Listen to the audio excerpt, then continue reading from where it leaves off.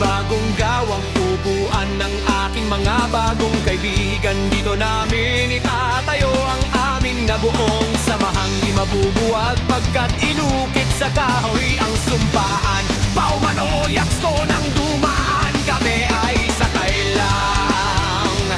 Ha ha. Isang araw nagmamadaling umuwi buhat sa eskwelahan.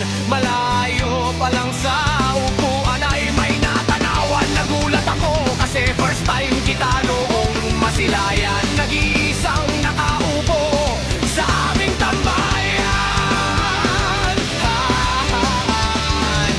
Agad akong lumapit sa'yo at nagtanong kung bakit kay nag-iisa at ba't mukhang malungkot ka.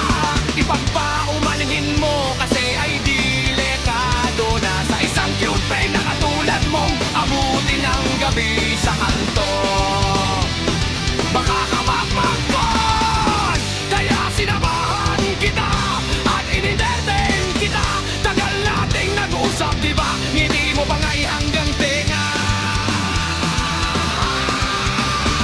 Sa puang maganda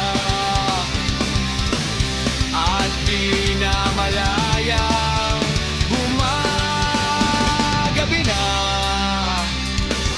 bigla ka na lang naarantana nang may sumigaw sa kalsada at mayroong pamalong dala. Ang galit na at galit pa, patay mo pala. Sa may tambayan, dito ang ating tagpuan. Sa may tambayan, dito nagkaintindihan. Sa may tambayan, dito nagkakilala. Sa may tambayan, dito madalas magkwentuhan.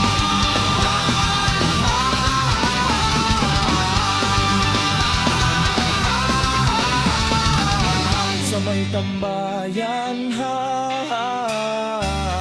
sa may tambayan, sa may tambayan.